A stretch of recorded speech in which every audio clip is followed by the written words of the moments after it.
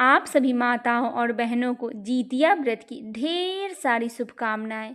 आइए सुनते हैं जीतिया या जीवित पुत्रिका व्रत की पौराणिक कथा।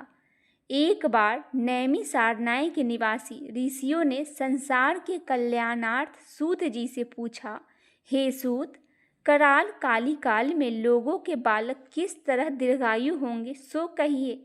सूत जी बोले, जब द्वापर युग का अंत और कलयुग का आरंभ था, उसी समय बहुत ही शोकाकुल स्त्रियों ने आपस में सलाह की थी कि क्या इस कलयुग में माता के जीवित रहते पुत्र मर जाएंगे।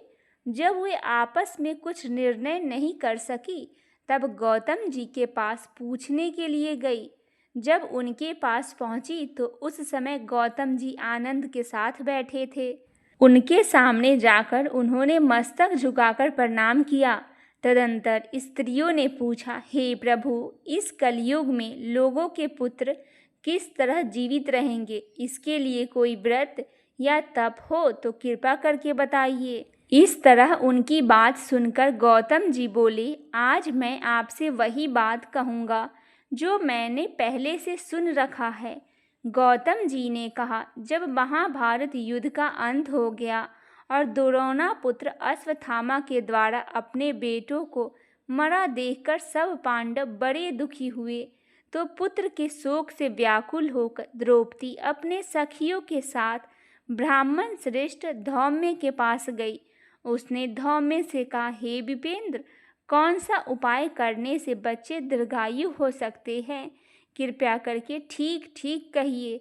धौम्य बोले, सतयुग में सत्य वचन बोलने वाला, सत्याचरण करने वाला समदर्शी जुमित वाहन नामक एक राजा था। एक बार वह अपनी स्त्री के साथ अपने ससुराल गया और वहीं रहने लगा। एक दिन आधी रात के समय पुत्र के शोक से व्याकुल कोई स्त्री रोने लगी, क्योंकि वह अपने बेटे के मारे जाने की वजह से निराश हो चुकी थी। उसका पुत्र मर चुका था। वह रोती हुई कहती थी, हाय, मुझ बूढ़ी माता के सामने मेरा बेटा मरा जा रहा है। उसका रुदन सुनकर राजा जुमित वाहन का तो मानो हृदय विदीर्ण हो गया। वह तत्काल उस स्त्री के पास गया और उससे पूछा, तुम्हारा बेटा कैसे मरा है। बूढ़ी माता ने कहा, गरुड़ प्रतिदिन आकर गांव के लड़के को खा जाता है। इस पर दयालु राजा ने कहा, माता, अब तुम रो मत, आनंद से बैठो, मैं तुम्हारे बच्चे को बचाने का यत्न करता हूँ। ऐसा कहकर राजा उस स्थान पर गया जहाँ गरुड़ आकर प्रतिदिन मांस खाया करता था। उसी समय गरुड़ भी उस पर टूट पड़ा और मांस खाने लगा। जब अतिशय तेजस्वी गरुड़ ने राजा का बायां अंग खा लिया, तो झटपट राजा ने अपना दाहिना अंग फेरकर गरुड़ के सामने कर दिया। यह देखकर गरुड़ जी ने कहा, तुम कोई देवता हो? कौन हो तुम? मनुष्य तो नहीं जान पड़ते। अच्छा, अपना जन्म और कुल बताओ। पीड़ा से व्याकुल मरने वाले राजा ने कहा, हे पक्षीराज, इस तरह मैं प्रश्न करना व्यर्थ है। तुम अपनी इच्छा भर मेरा मांस खाओ। यह सुनकर गरुड़ रुक गए और बड़े आदर से राजा के जन्म और कुल की बातें पूछने लगे। राजा ने कहा, मेरी माता का नाम सेवैया है और मेरे पिता का नाम शालीवाहन है। सूर्य वंश में मेरा जन्म हुआ है और जुमित वाहन मेरा नाम है। राजा की दयालुता को देखकर गरुड़ ने कहा, हे महाभाग, तुम्हारे मन में जो अभिलाषा है वह वर मांगो।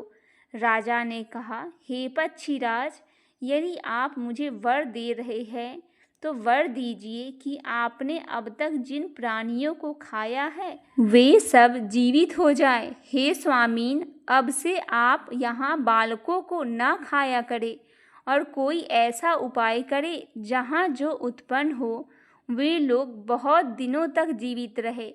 धौम्य ने कहा कि पक्षीराज गरुड़ राजा को वरदान देकर स्वयं अमृत के लिए नागलोक चले गए। वहां से अमृत लाकर उन्होंने उन मरे हुए मनुष्यों के हड्डियों पर बरसाया। ऐसा करने से सब लोग जीवित हो गए। जिनको कि पहले गरुड़ ने खाया था। राजा के त्याग और गरुड़ की कृपा से वहां वालों को बहुत कष्ट दूर हो गया। उस समय राजा के शरीर की शोभा दुनी हो गई थी।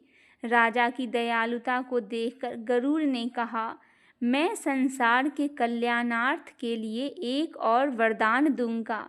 आज आश्विन कृष्ण सप्तमी से रहित शुभ अष्टमी तिथि है। आज ही तुमने यहाँ की प्रजा को जीवन दान दिया है। हे वत्स, अब से यह दिन ब्रह्म भाव हो गया है। जो मूर्ति भेद से विविध नामों से विख्यात है, वही त्रिलोक्य से पूजित दुर्गा अमृत प्राप्त करने के अर्थ में जीवित पुत्रिका कहलाई है। सो इस तिथि को जो स्त्रियां उस जीवित पुत्रिका की और कुश की आकृति बनाकर तुम्हारी पूजा करेंगी, तो दिनों दिन उनका सौभाग्य बढ़ेगा और वंश में भी बढ़ती होगी। हे महाभाग, इस विषय में विचार करने की भी आवश्यकता नहीं है। हे राजन, सप्तमी से रहित और उदया तिथि की अष्टमी को व्रत करे, यानी सप्तमी वृद्धि अष्टमी जिस दिन हो उस दिन व्रत न करे। शुद्ध होकर अष्टमी को व्रत करे और नवमी के दिन पारण करे। यदि इस पर ध्यान न दिया जाए तो फल का नष्ट हो जाता है और सौभाग्य तो अवश्य ही नष्ट हो जाते हैं। इसीलिए अष्टमी युक्त ही व्रत करे। जुमित वाहन को इस तरह वरदान देकर गरुड़ बैकुंठ धाम को चले गए और राजा भी अपनी पत्नी के साथ अपने नगर को वापस चले आए। धौम्य द्रौपदी से कहते हैं, हे देवी, मैंने यह अतिशय दुर्लभ व्रत तुमको बतलाया है। इस व्रत को करने से बच्चे दीर्घायु होते हैं। हे देवी, तुम भी पूर्वोक्त विधि से यह व्रत और दुर्गा जी की पूजन करो, तो तुम्हें अभिलाषित फल प्राप्त होगा। मुनि राज धौम्य की बात सुनकर द्रौपदी के हृदय में एक प्रकार का कौतूहल उत्पन्न हुआ और पूरन वासियों की स्त्रियों को बुलाकर उनके साथ यह उत्तम व्रत किया। गौतम ने कहा, यह व्रत और इसके प्रभाव को किसी एक चील ने सुन लिया और अपनी सखी सियारिन को बतलाया। इसके बाद पीपल की वृक्ष की शाखा पर बैठकर उस चील ने और उस वृक्ष के खोते में बैठकर सियारिन ने भी व्रत किया। फिर वही चील किसी उत्तम ब्राह्मण के मुँह से यह कथा सुन आई और पीपल के खोते में बैठी हुई अपनी सखी को सुनाया। सियारिन ने आधी कथा सुनी थी कि उसे भूख लग गई और उसी समय सबसे भरे शमशान में पहुंची। वहां उसने इच्छा भर मांस का भोजन किया और चील बिना कुछ खाए पिए रह गई। सवेरा हो गया। सवेरे वह गौशाले में गई और वहां गौ का दूध पिया। इस तरह नवमी को उसने पारण किया। कुछ दिनों बाद वे दोनों मर गए और अयोध्या में किसी धनी व्यापारी के घर में जन्मी। संयोग से उन दोनों का जन्म एक ही घर में हुआ, जिसमें सियारिन ज्येष्ठ हुई और चील छोटी बहन हुई। वे दोनों सभी शुभ लक्षणों से युक्त थी, इसीलिए बड़ी लड़की काशीराज के और छोटी उसके मंत्री के साथ गाढ़पत्य अग्नि के सामने विधि पूर्वक ब्याही गई। पूर्व जन्म के कर्म फल से वह मृगनयनी रानी हुई। जिस किसी भी संतान को उत्पन्न करती वह मर जाती थी और पूर्व जन्म की बातों को स्मरण करने वाली मंत्री की पत्नी ने अष्टवसुओं के सदृश तेजस्वी 8 बेटे उत्पन्न किए और सभी जीवित रह गए।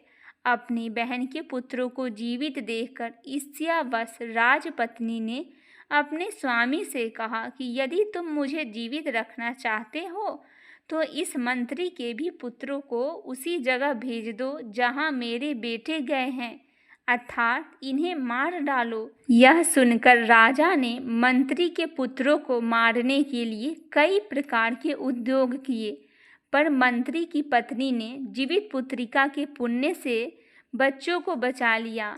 एक दिन राजा ने अपने आदमियों से उन पुत्रों का सिर कटवाकर पिटारी में रखवाया और वह पिटारी उनकी माता मंत्री की पत्नी के पास भिजवा दिया, किंतु वे 8 सिर 20 कीमती जवाहरात हो गए। भले चंगे हुए 8 लड़के अपनी माता के पास वापस चले गए।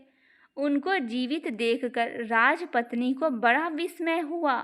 अंत में वह मंत्री की पत्नी के पास आई और उसने पूछा, बहन, तुमने कौन सा ऐसा पुण्य किया है जिससे बार बार मारे जाने पर भी तुम्हारे बेटे नहीं मरते? इस पर मंत्री की पत्नी ने कहा, पूर्व जन्म में मैं चील थी और तुम सियारिन।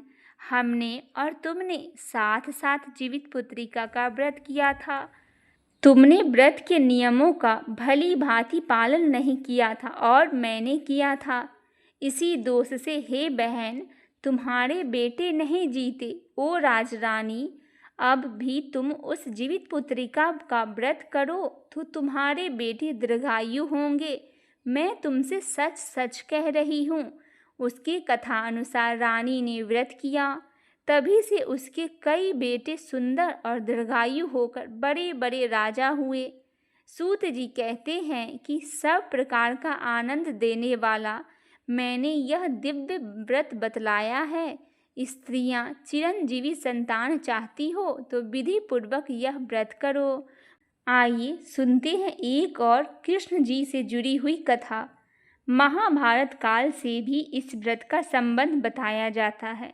कहा जाता है कि युद्ध के समय अश्वत्थामा ने क्रोध में आकर पांडवों के 5 पुत्रों की हत्या कर दी। इतना ही नहीं, उन्होंने अर्जुन के पुत्र अभिमन्यु की पत्नी उत्तरा के गर्भ में पल रहे शिशु को नष्ट करने का प्रयास किया। लेकिन भगवान कृष्ण ने अपनी शक्ति से उस मृत शिशु को पुनः जीवित कर दिया। इस बच्चे का नाम जीवित पुत्रिका रखा गया और माना जाता है कि तभी से संतान की रक्षा और लंबी आयु के लिए जीतिया व्रत की परंपरा शुरू हुई।